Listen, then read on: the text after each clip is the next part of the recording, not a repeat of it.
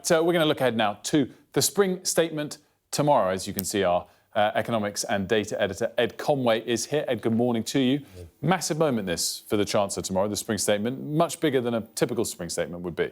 Yeah, well, certainly bigger than they cast it. They said this was just going to be about the forecasts, but I think the part of the issue here, and I'll show you, we've got a few charts to show you this.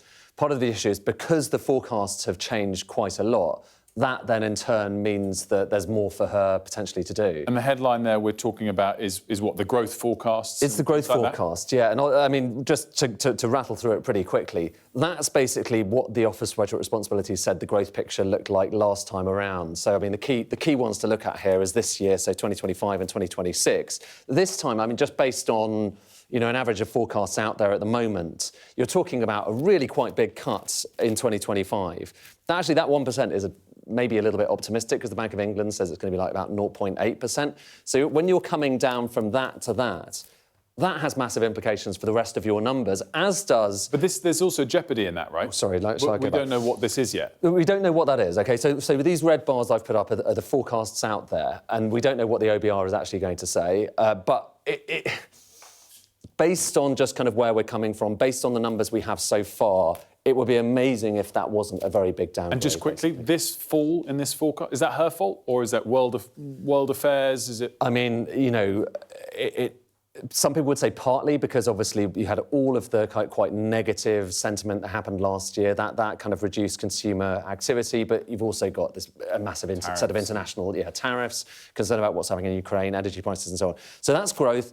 Interest rates a little bit higher now than they were last time around. All this is showing you is where the Office of Budget Responsibility thought those... It's called the yield curve. I know you know about all this stuff, but basically where interest rates are likely to be based on all these different government maturities out into the future. The key thing here, though, OK, look at the level of that and now look at where they have actually been just recently. So they are higher. You've got higher interest rates at every different maturity, which basically means the cost of financing your debt goes up. So put that first one together, growth, together with this, and you're talking about higher borrowing this year and potentially in future years as well. And this is then this fictitious but real, as it comes to making a decision, headroom.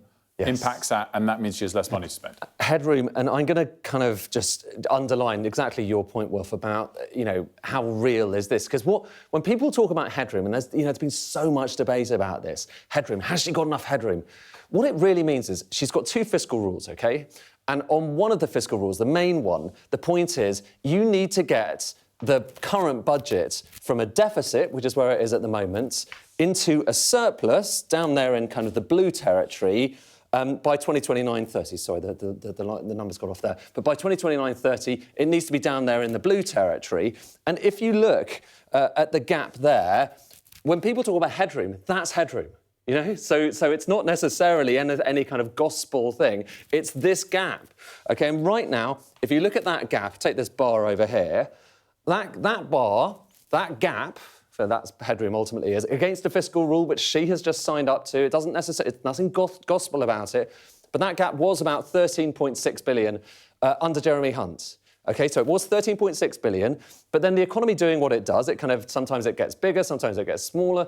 The public finances looked a little bit better in October. So actually headroom, or that gap, or whatever you want to call it, actually was getting bigger at the time of October, the budget in October. But then, of course, she spent extra money, and that reduced the headroom, the gap. And so that's the issue. This gap is kind of going higher and lower depending on how much she's spending. But the concern for her, OK, is if you look at the amount of headroom that she's got right now, it is about the lowest against those fiscal rules that it's been for pretty much any Chancellor for a while. So she kind of hasn't left herself all that much room, all of which brings us to kind of where we are at the moment. And that might have basically entirely disappeared because of those things we were showing you at the start. So weaker growth, higher interest rates, the headroom is gone, the gap has basically gone, and you're down into a kind of negative territory. In other words, there's a deficit rather than a surplus. It's the headroom stuff, as we've debated many times, is a sort of adds a more finite focus on these aspects. But the bottom line is still clear. If GDP growth slows, if borrowing costs go up, you're going to have to find savings elsewhere, one way or another. I just wanted to go back almost to the first chart on the GDP growth, because is that the key here? I mean, if you boost GDP growth, forget 5 billion around the edge. It gives you plenty of money to spend. Totally, yeah. I mean, more growth will solve everything. And I think that's, in a sense, that's been the UK's problem for year after year after year. We just haven't grown that fast. We haven't got high enough productivity. And as a result, less growth means less tax revenue, which in turn means you've got a bigger deficit. I mean, you could boil down pretty much all of our problems to not having enough growth.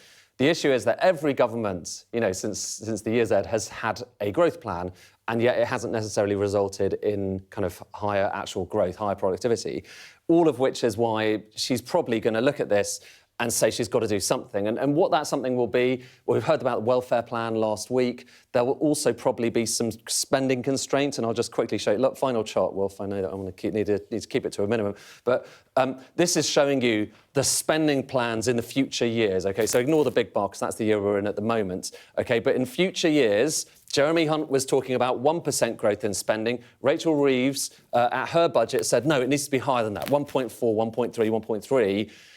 She's probably going to have to reduce that, at least if she wants to keep the headroom.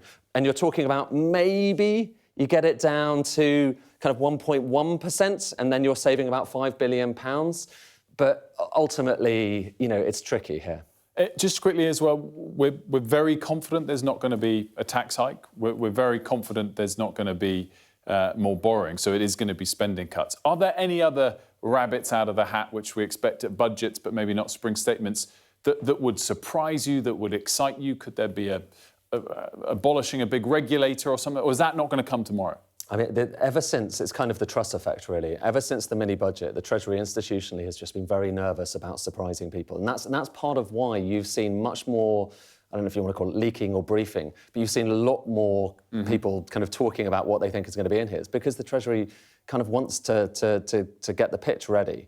It wants to roll the pitch ahead of this. And I'm told, essentially, this is going to feel far, far smaller than pretty much any other fiscal event since there was one that Philip Hammond did in 2018, which basically was next to nothing. This is going to be maybe a little bit, but not much.